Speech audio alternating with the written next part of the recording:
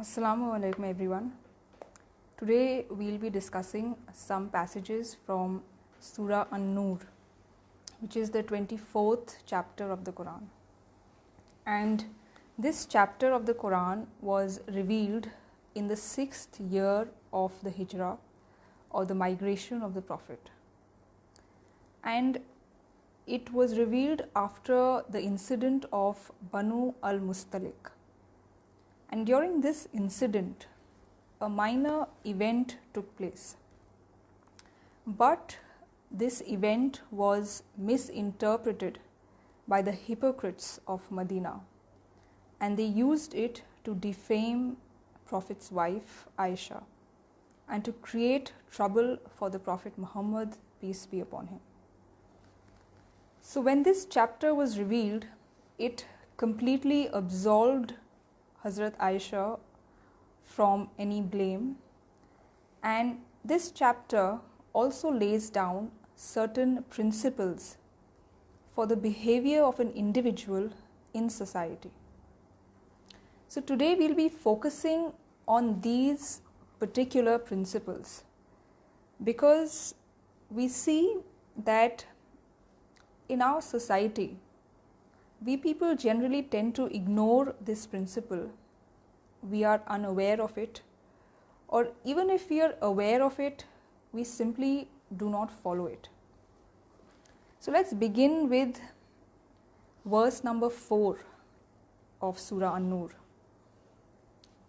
Here God says, "Those who defame chaste women but cannot produce 4 witnesses shall be given 80 lashes.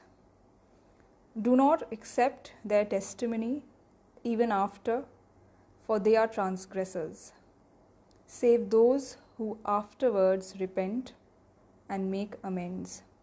For truly God is forgiving and merciful." So we see here in this passage of Surah An-Nur, adultery is considered to be a very serious offense. But alongside that, we also see that false accusation of adultery, falsely accusing someone of adultery, is also considered a very grave sin. So this passage is broadly speaking about leveling allegations against anyone. And here we must understand that there are 2 aspects to this whole issue. First is that you may blame someone for an immorality, and that person may possess that trait in reality. But even then, spreading it among people and making a rumor out of it is entirely discouraged in Islam. It is considered sinful to spread such rumors in society. And the second point here is even more worthy of consideration. It means that you may blame someone of an immorality, and that person may not really possess that trait. So when you accuse him of that immorality, and if you spread it among people in society, then what you are doing is equivalent to the moral assassination of that person, of that individual. And this is considered a grave offense in Islam. And we have a hadith of the Prophet Muhammad, peace be upon him. He said that if a person blames another person of kufr or fisk, now kufr means disbelief and fisk means sin. So if a person blames another person of kufr or fisk, and that person does not really possess these traits, then the speaker will be held blameworthy in God's eyes. for the blame that he is attributing to another person. And this is a very serious matter, and some people often say that this hadith is only about kufr and fisk, about disbelief or a very great sin. But we see that blaming a person for anything, leveling an accusation against a person for anything without proper knowledge is highly discouraged in Islam. God is highly displeased with a person who blames somebody else without any kind of proper investigation and scrutiny into the matter. And in God's eyes, that person, the speaker, becomes responsible for the blame that he is casting on others. So this is extremely, extremely serious, and we all have to reflect on what kind of behavior do we have in this matter. Do we blame others easily without thinking, without actually gathering enough information on the matter? So the point is that if a person, a true believer, is a person who has true well-wishing for his fellow human beings. He thinks well for people around him.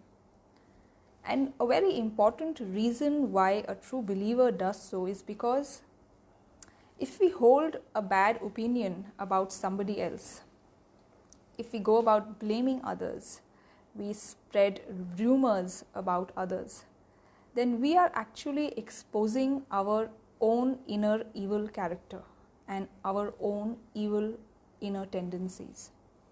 And on the contrary, if we have good opinions about others, if we speak in a good way about others, then that is a proof of our having a good character, a righteous character within. So this is what the passage in Surah An-Nur is actually talking about. It is speaking about a spirit, a principle which we have to adhere to in all such situations in life concerning other people. And we have to take it very seriously, because God will hold us to account if we are very easygoing and heedless as far as this matter is concerned. Now, there is another passage in Surah An-Nur about this very incident. It is verse number 15. And here God says about the slander which was cast against Hazrat Aisha. God says to those who were spreading the slander, when you were spreading it with your tongues and saying with your mouths things of which you had no knowledge, you considered it to be a trivial matter, but in God's sight it was very serious. Here we understand that we human beings have a very common tendency, and that is when we are speaking about those who we see as opposed to us, those who we regard as our opponents, then we are extremely willing to speak in a bad way about them. We are extremely willing to entertain false allegations about them and level false accusations against them. So we do this without actually trying to investigate the truth about the matter. And such false allegations or such false rumors spread in society far and wide. And we understand that Islam discourages this tendency in human beings. And there is a verse in the Quran in chapter 4, Surah An-Nisa, wherein God says to the believers, He enjoins that, O believers, be strict in upholding justice, even if it be against your own selves, your parents, or your relatives. So we see that we have to adhere to justice. We have to deal justly with people. We have to follow the principle of justice if it concerns us or if it concerns people whom we see as opposed to us or people whom we see as hostile to us. In both matters, we have to be extremely just, and that is a fundamental trait of a true believer. And another very important reason why a true believer exhibits this quality is because a believer is fundamentally a very humble person, because he has discovered God Almighty, the highest truth, the highest reality of life. So he cannot afford to be contrary to being humble. He is extremely modest. And a person who is very modest, such a person is extremely concerned about his own self. He is extremely concerned about self-introspection. He is so engrossed in correcting and wanting to reform himself that he has absolutely no time to go about blaming others or calling others to account. This is not the way of a true believer. His character is completely consistent with humility. He is not a person who has very high opinions about himself and bad or low opinions about others. This is not a true believer. And we see that the Quran attaches a lot of importance to humility, and we see that the Prophet Muhammad, peace be upon him, led a life of great modesty, and also the companions of the Prophet. So we see that Hazrat Umar ibn al-Khattab, who was a very senior companion of the Prophet and who went on to be the second caliph of Islam, under whom Islam spread widely outside Arabia. He says that a person should reckon with himself and not with others.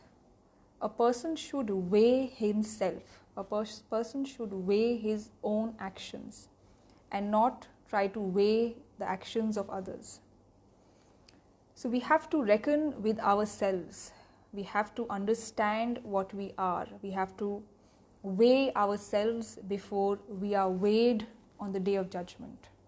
So this encapsulates the feelings or the psychology of a true believer. Then moving on, we have another very important lesson in this whole incident of the slander, as it is called. And it is mentioned in verse number 22 of Surah An-Nur. Here God says,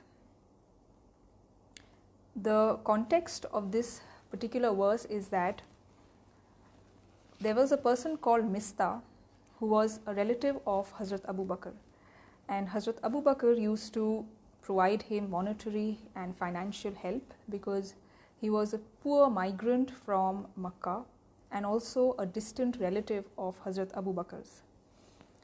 But this person Mistah was directly involved in spreading the slander against Hazrat Aisha, who was also Hazrat Abu Bakr's daughter. So when Hazrat Abu Bakr came to know about Mistah's direct involvement in spreading rumors against his innocent daughter, he was naturally hurt, and he vowed and swore that he would not continue his aid, his monetary help to Mistah. He cut off all relations with Mistah, his relative. Then in that light or in that context, this particular verse was revealed where God says, "Let not those who are possessed of means and plenty among you resolve to withhold their bounty from their kindred and the needy, and those who have migrated from their homes in the cause of God. Let them forgive and overlook. Do you not wish God to forgive you? God is forgiving and merciful. This passage of the Quran is a passage which tells us of high noble character, or a person who possesses high character. And it tells us that in Islam, a person is accorded help, a person is given monetary or financial help because he is needy. So his neediness, his being needy, merits that we help him. And if you are in a position to help a needy person, you must not withhold your help. You must not stop helping that person only because you have some personal grudge against that person. So the criterion to helping a person is that that particular person is in need and you are in a position to fulfill his need. Just because he is a person who has something which you do not agree with, has done something which you do not agree with, or you have something personal against him, does not mean that you should withhold your help, withhold your bounty from that person. And we have an excellent explanation for this behavior. We see that, as God says in this passage, God overlooks our mistakes. God pardons us. He forgives us. And if we want God to forgive us, which we naturally do, then we must also develop in ourselves the ability, the capacity to overlook others' faults, overlook others' mistakes and their wrongdoings. This is an attribute which we have to develop. So the Quran says in Surah Al-Baqarah that we all have to color ourselves in the dye of God, which is called Sibghatullah. We have to adopt God's dye. What does this mean? It means that God Almighty possesses some very fine and noble attributes. And we have to, in our human capacity, in our limited ability, try to adopt these attributes. So if God is forgiving and merciful, we have to also be forgiving and merciful to our fellow human beings. If God is magnanimous, He is infinitely magnanimous, He is very generous. His generosity knows no bounds. He is limitless in His generosity. Then we human beings also have to adopt the attribute of large-heartedness. And this large-heartedness does not mean being generous and large-hearted only with respect to those with whom we have very good and proper relations, but being large-hearted also with respect to those who may have committed a wrong against us, who may have done something which we do not agree with. So rising above their wrong attitude or their improper behavior and still continuing to be large-hearted and generous is actually a divine attribute. If we possess this attribute, then we will be adopting the dye of God. God possesses this attribute in limitless amount. He is infinitely bountiful, infinitely giving. So we also have to be able to adopt this attribute, this trait in ourselves, especially in our dealings with other people. This is what this particular passage tells us. And as we move on in this chapter, we see that there are two particular verses which are directed to believing men and believing women. Both tell believing men and believing women to lower their gaze and to remain chaste. So we understand that this responsibility of maintaining one's modesty and safeguarding one's purity are twin responsibilities which have been laid down on both men and women in an equal sense. Men have to safeguard their purity and modesty. Women have to safeguard their modesty and purity. So we see that both have been given this responsibility. But we see today a very different phenomena in our society, and that is we tend to often find fault in others. We are eager to find faults in others, eager to pick out other people's mistakes and shortcomings. So we see that we have this tendency somehow to tell other people to follow the injunctions of religion or Islam and morality, but we consider our own selves as immune to it. We are blissfully ignorant about our own mistakes and our own faults.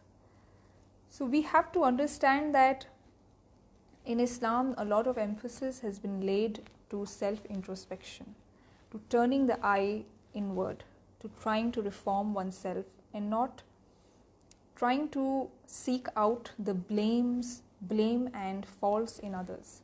That is not an Islamic attribute or an Islamic trait. Of course, out of well-wishing, if you see that somebody is doing something wrong, you can meet that person personally and in a spirit of concern and genuine well-wishing, you can explain to him or her what your perspective is. But having this general attitude or general tendency to blame others, to find fault in others and considering yourself above all of it is something which needs to be reformed and needs to be corrected. So these are some very important lessons we derive from Surah An-Nur, and we have to understand them and adopt them in our lives.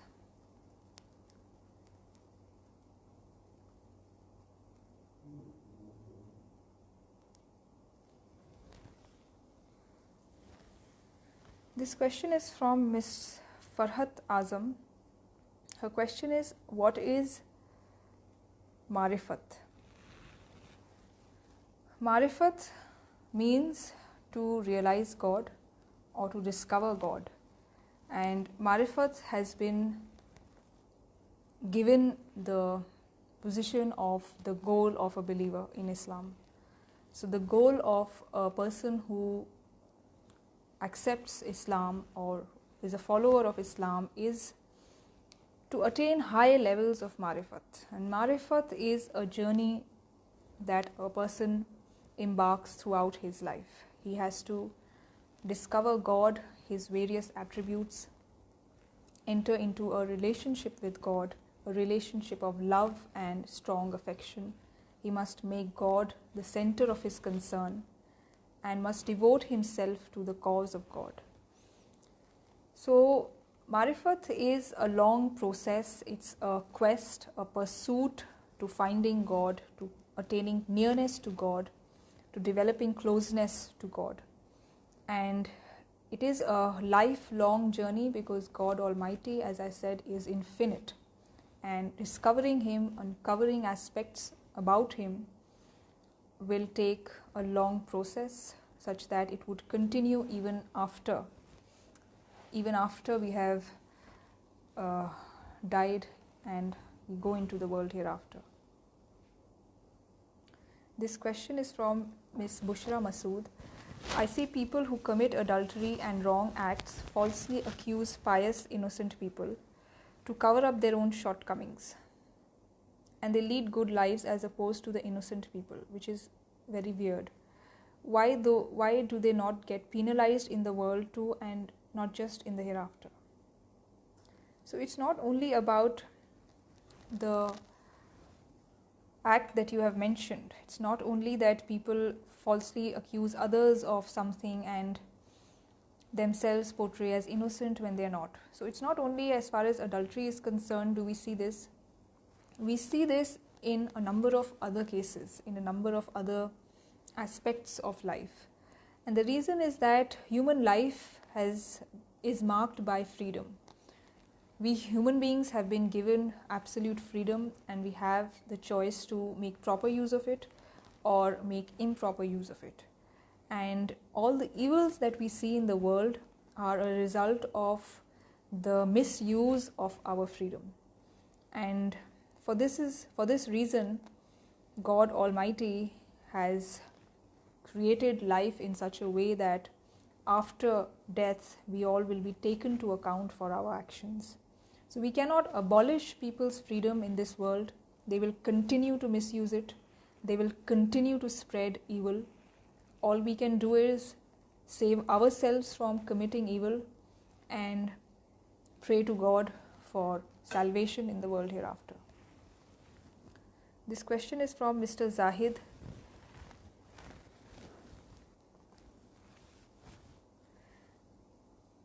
This question is from Mr. Zahid Zakir. Taking present ill situations in view, is it not important for Muslims to gain power to prove real justice described in Islam? We must understand here that the teachings of Islam are about reform of the individual. They focus entirely on the individual's mind in transforming his way of thinking and his personality. So, the nature of Islamic activism, or the nature of the goal of Islam, deals entirely with the mind of the individual. And a mind of an individual cannot change if there is a certain political system or a structure imposed on him. The mind of an individual can change if we address the individual mind with reason and with argument, by trying to clear his doubts, trying to clear his misunderstandings about life, trying to change his way of thinking to the better. So this task involves what Islam wants in terms of justice and in terms of peace and other virtues. These can be inculcated or incorporated in individuals if the individual's minds and their way of thinking is addressed. Simply imposing a system from outside but not changing the individual mind or individual thinking will not bring about any change. And we do see examples of that in our world. Certain political structures have been established in the name of Islam, but within we see that there is no real Islamic change or Islamic revolution. So this is how the Prophet of Islam also worked. He began with training the individual mind, reforming the individual mind, and an outcome of that, or a byproduct of that, was that a group or a society was established along the lines of Islam. So we have to begin with the inner things, with the inner aspects of a person's personality, and its effects will be seen in the world outside. This question is from Mr. Ghulam Nabi. What is spirituality? How can we implement Quran in practical life, as most of us don't know the meaning of the Arabic text? Spirituality is, according to the Quran, an act of conversion, an act of trying to convert everything that happens around us, all the material events and observations that we have, into spiritual lessons for ourselves. So we will continue to live in this world of all the material activities and all the humdrum of existence, but while living in this world, we should have the ability, we should develop the art of converting things, events, observations, experiences into spiritual lessons, spiritual learnings for ourselves. So this is what spirituality essentially is, trying to extract spiritual lessons from the world around us. His second question was how to implement Quran in practical life, as we don't know the meaning in Arabic. So if you don't know the Quranic language, the original language Arabic, then you can read translations of the Quran and try to understand what the Quran tells you in your own language and reflect on those verses, consult learned people and try to adopt it in your life. This question is from Miss Aisha Ansari. What if the slander is true? Can we tell about it to the person who does it? If the slander is true, first of all, the truth of that slander will be determined by carrying out rigorous investigation into the matter. And if somebody, after having followed this entire process, discovers that it is true, even then that person does not have the right to go about spreading it irresponsibly in society among people, because it tantamounts to defaming someone, tantamounts to speaking about something of another person which he would not want to be talked about. So the best way is to personally meet that person, consult that person about what that person has done and try to reform him through one's personal interaction with that person in a spirit of complete well-wishing.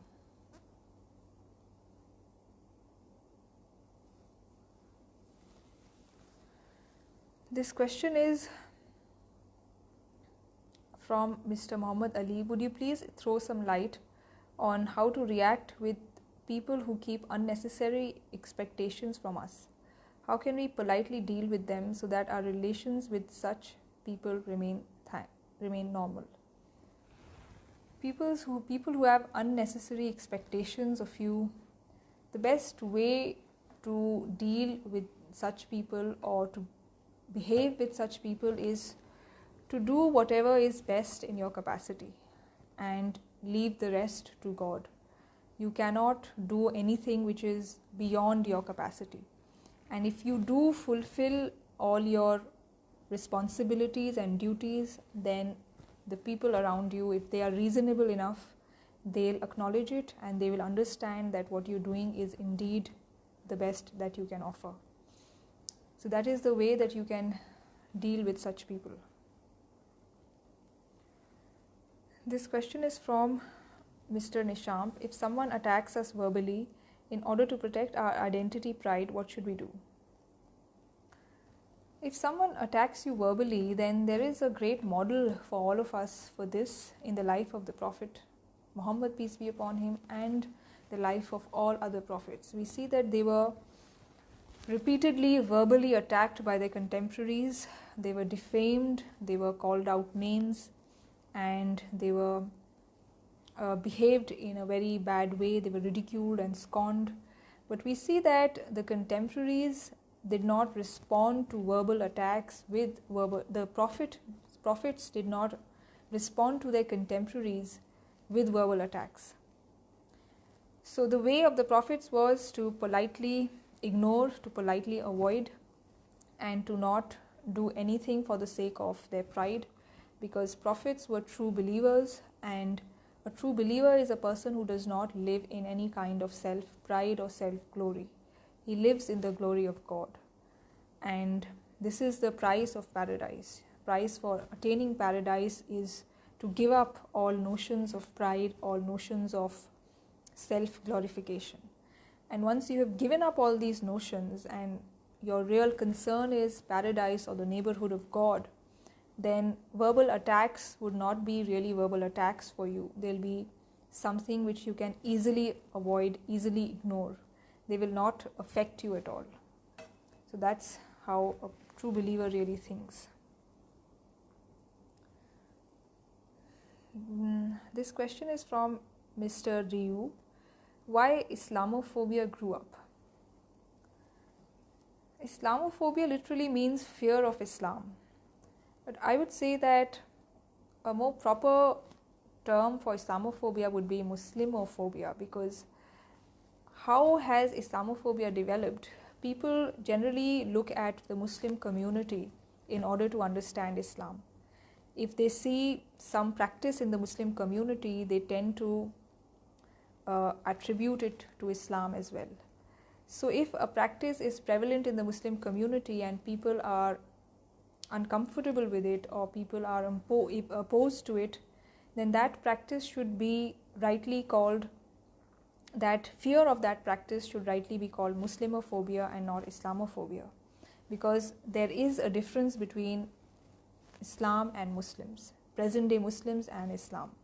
Islam needs to be judged in the light of its scripture, in the light of its sources of reference, which are the Quran and the Hadith. Islam should not be judged in the light of the practices prevalent in the present day Muslim community. So, for example, an aspect we see among some Muslims today is that they take to violence in the name of Islam, and that has been a real cause for people mistakenly thinking that Islam sanctions violence against innocent people. So clearly it is something which Islam does not sanction. Islam abhors such violence. In Islam, peace is the rule.